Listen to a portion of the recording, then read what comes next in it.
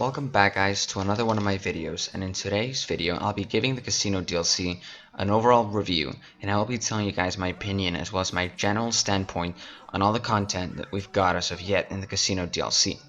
So if you want to know whether this DLC was good or not from my point of view, and you want to share your opinion or perspective about this DLC, make sure to let me know by subscribing, and also please do let me know down in the comments so that I can get an idea of what you guys are currently thinking about this DLC. Do you guys feel like it's one, if not the worst DLC? Do you think it's the other way around? Are you sort of in the middle? Do let me know down in the comments. And with all of this good stuff out of the way, let's begin with my opinion and all the content that we've got so far for this new DLC released just a few weeks ago. So the Casino DLC is a DLC or update for GTA Online that introduced new things, and some other things that aren't quite as new. For example, the Casino DLC introduced into the game the long-awaited casino, which is a huge plus for this DLC, and it's probably the reason so many people got back to playing this game once the DLC released. Each DLC has its own costs, and the Casino DLC is no exception. So in the end, I'll let you guys know the different prices for the casino, so that we can get an idea of how expensive this DLC is at the moment. But it's definitely getting more and more expensive in the coming weeks, since the more new cars are released weekly, so this DLC grows even more costly. So starting off with an overall review on the casino interior. The moment you enter the casino, you're thrown into this huge building area that seems to have too many features to learn in a lifetime, but many of the things in the casino are pretty much worthless, in that you're only going to try once in a blue moon. Yeah, I just said some stupid phrase, but it's true. For example, over here we have the one and only store in the Diamond Casino and Resort, and this is a place where only chips are accepted in exchange for unique DLC clothing, which range from masks, accessories, tops, pants, etc. But with a fancy currency that are chips, but they still stand as dollars since they can be directly converted. Here you can also buy special art, statues, etc. So more stuff for you to spend on. So overall the store is a huge piggy bank for Rockstar. To our left we have the bar area where you can get drunk, same stuff that's been in the game since 2013, really. Over here is the cashier where you can convert chips to dollars and vice versa. Here you can also collect 1000 chips daily, so I'd say this is the first good thing so far about this DLC. Over here is the wheel we all love so much that we have unfairly glitched into it so to get the new free weekly cars. This is yet another good thing about this DLC. There's no gambling involved with this, and yet this feature is disabled in some countries, and that doesn't make much sense at all, since no money is being waged here whatsoever.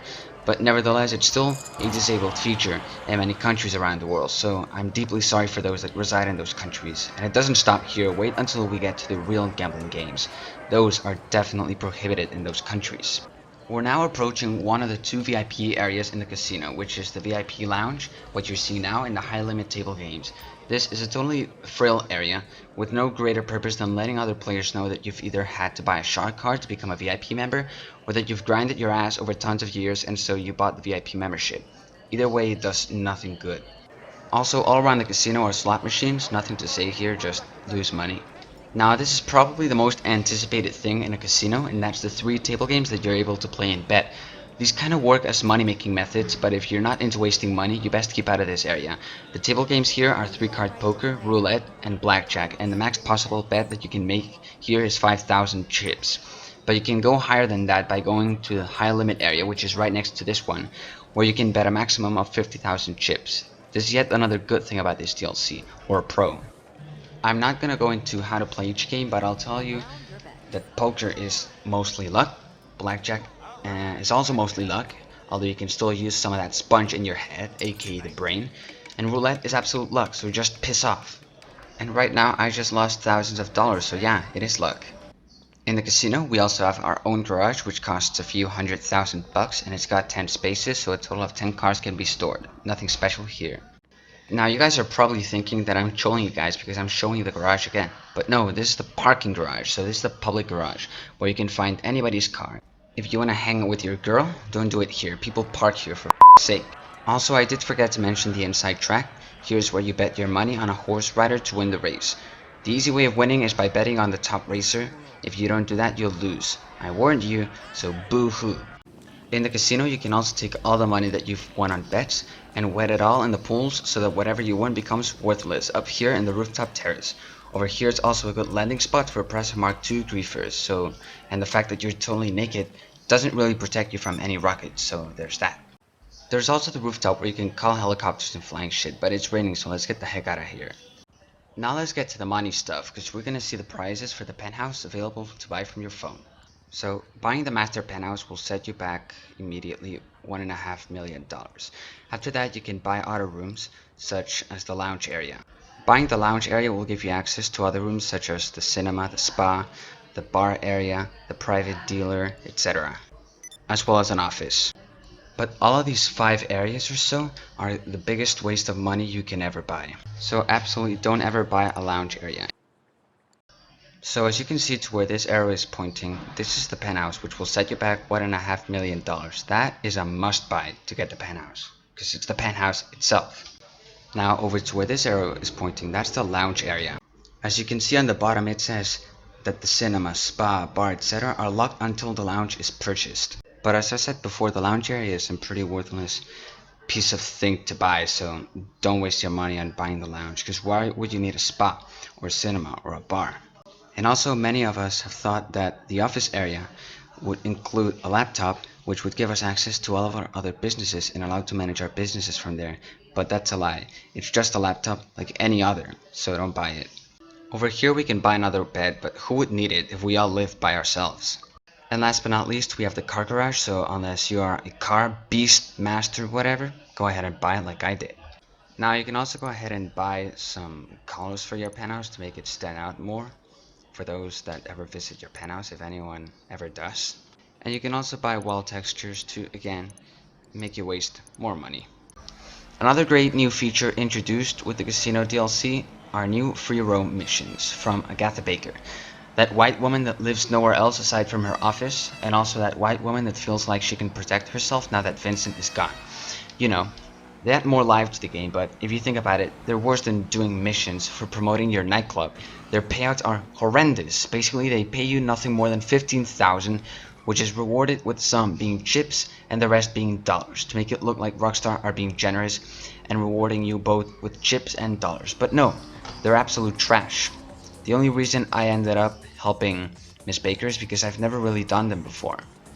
And so every mission is kind of new to me, but once the missions start to repeat, unless Rockstar makes something out of these missions, they'll be more dead than the freaking yacht. So Rockstar, please change these missions. They're horrible. So I'll keep on trying these missions out, and when the time comes that I start repeating these missions, I'll stop doing them, and never, ever, ever do them again. Also, one last good thing to cover for this DLC, it's that every week we're getting drip feeds, so that's one brand new car for all of us to enjoy, with money of course, so maybe it's true that only the rich are happy in this life. This week we've had the Neo car come out, and I've also just learned that not every car that makes it to the podium inside the casino is new, since this week's car was the Gran Turismo Classic, which isn't a new car. And now that I think about it, I believe they are no longer going to put new cars on the podium inside the casino, because Rockstar have found out about the disconnect from the internet glitch, so that you can constantly get free wheel spins until you get the new cars. So new cars are not going to be up on podium, and instead will only be able to be bought from the online websites, so that sucks. So with everything said, let's sum up the pros, the cons, and the so-sos for this DLC. Talking about the pros, we've got the cashier, from which we can get free chips, and allows us to convert our chips to dollars and vice versa. We've also got the table games, a casino classic, pretty straightforward. We've also got the penthouse garage, so for those car fatties out there, get this garage. Another pro is the horse racing, something nice to have been added. By the way, I have a money glitch with the horse betting, so go check it out and subscribe. And of course, new cars. Talking about the so-sos, we've got the store, which could have some nice shit to buy, but I'm too lazy to review it all. We've also got the bar, from which you can get drunk inside a casino. How cool is that, eh? You couldn't say that a month ago, because the DLC didn't even come out yet. And for the last so-sos, we've got the parking garage, since really it's just there to be there. And last and least, we've got the cons. First con is the unavailability for some country residents to play this DLC, as it's pretty much entirely banned for their country. They can't even gamble or spin the wheel. Another con is the useless penthouse options, all of which go included inside the lounge area, also an aforementioned thing. And lastly, the shitty office computer, from which we were all expecting to be able to manage our businesses, but it does the exact same function as our phone, so there's some Rockstar logic for you. So that was today's video. If you enjoyed, don't smash the subscribe button, wreck it, Also, wreck that like button, share, comment, do all that good stuff. And I'll meet you guys in the next video.